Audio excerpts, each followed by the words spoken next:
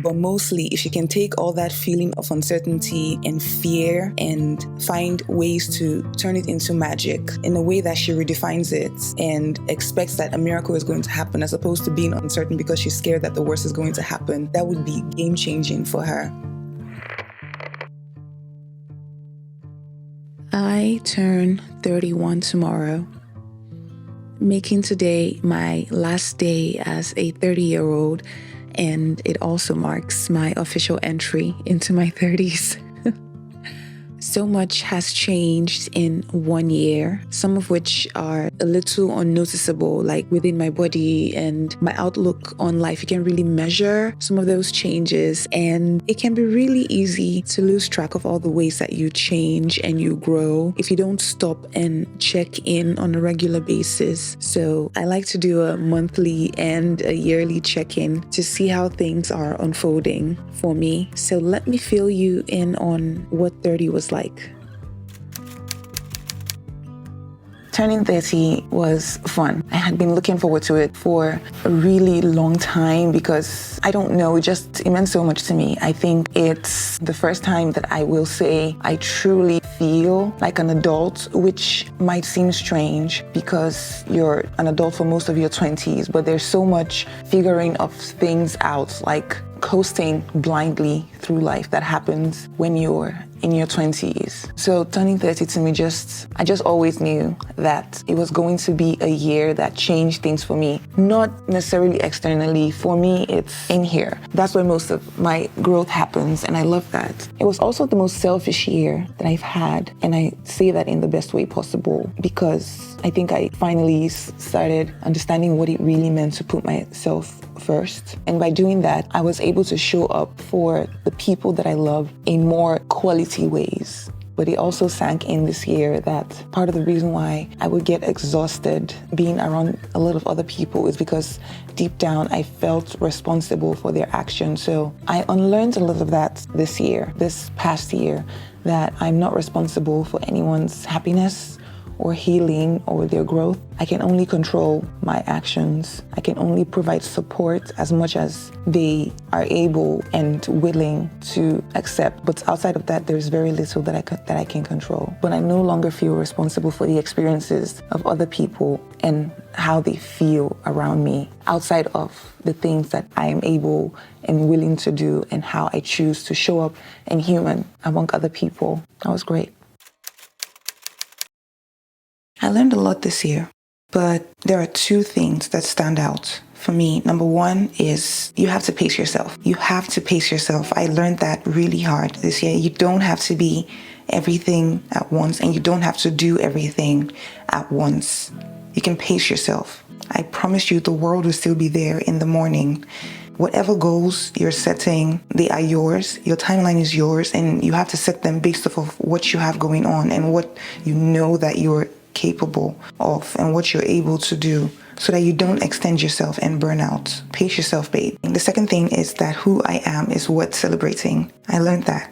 Who I am is worth celebrating. Who I've become is worth celebrating, because with all the things happening around and all the situations that I've been through and all the people that I've been through, there are so many other ways that I could be, but I choose not to. And that is worth celebrating every day. I'm very grateful for who I become, who I am becoming.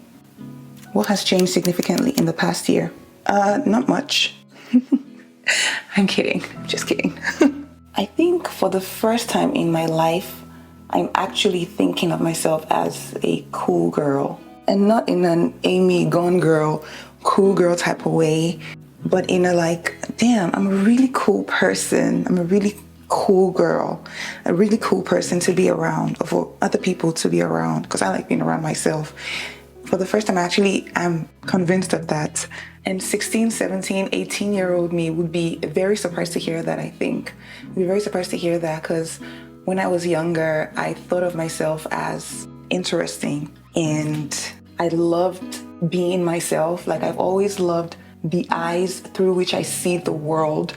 That has always been fun. I find everything fascinating, and that in itself is one of my favorite traits. Whenever anyone asks, There are so many different things that are exciting to me. And over the years, when I'm sharing how enthusiastic I am about something, I find myself apologizing for it. Almost like, I think I'm being too much, because it's rare. Not that it doesn't happen, but it's rare to find someone who is just as easily captivated around about a bunch of nothing, But I don't apologize for it anymore. It's not something that I think is worth apologizing for. And more recently, I've come to see it for the gift that it actually is. I see the world in color, and I know how to lend my heart to the enjoyment of things and of people, and the things that we are able to create, and all the ways that those things that we create make us feel. So I now realize that not many people can do that, and not many people have the same level of enthusiasm, or maybe it's curiosity, but that is absolutely, absolutely a gift. Unfortunately, sometimes when you're that sensitive to the world, it means when things are gray for you, they're really dark and gray, and it can be far from enjoyable. It's really hard, but the payoff is absolutely worth it if you want to experience the best parts of life and all the beautiful things in life. You open yourself up to the good, you open yourself up to the not so good as well. That's the deal. What advice would I give my younger self? I really think I could answer that question for all the different milestone ages that I've had over the years, because I've needed to hear different things at different times. Like, we all need different things at different times, right? But if I could go back and give my younger self some advice, I would tell her that all her worry and all her uncertainty about how the future is going to unfold and all the things that she doesn't know, all that worry doesn't mean something bad is going to happen. And even though she's worried about things that are concerning, she's most likely worrying in vain, because things work themselves out. Sometimes not in the way she expected them to, but they do work themselves out. And I will tell her that the older people just look from afar like they've figured things out, but even they haven't figured things out yet. They're just older. I will tell her that healing and unlearning all the weight of having to live in survival mode, unlearning all of that takes time, and that she deserves all the time that it takes to heal, that there's no end to the process. So there's no point in rushing it or making it seem like something that she has to achieve. Because when I was younger, I think I was scoring myself on how good I was living life based off of how I was responding to certain situations. And I would tell her that being sensitive is a good thing. It's a good thing, because no matter how she cuts it, she's going to be too much for some people, and she won't be enough for other people. So she should loudly and proudly enjoy the things that she enjoys, because at the end of the day, it doesn't matter in the grand scheme of things. And the opinion of other people is not an invitation for her to shrink herself or to try harder. I will tell her that she has not met all the people in the world who will love her, who will light up her world, and whose world she will have the same effect on, because that is something I was very concerned with when I was 2021. I was moving around a lot, and I just got scared that I was leaving all my friends behind, and wherever I would move to, I wouldn't find new people. But that's not true. At multiple ages, I found the most amazing people, and I tell that to every young person that I meet now that is concerned about the same thing. You have not met all the people that will love you yet. You really haven't. And if you open yourself up to it, people come in all shapes, forms, and sizes, and they will love you in all shapes and forms of sizes, in ways that you didn't even know that you liked to be loved, that you liked to experience people. It really is, it's a blessing if you open yourself up to it. And I would remind her that she's here to experience life. She's not just here to achieve things. The experience is way more important than all the milestones that she's being taught to tick off the imaginary boxes of adulthood. And life gets hard. Life does get hard, that is true, but she'll have more good days than bad days. So in the end, it all kind of sorts itself out.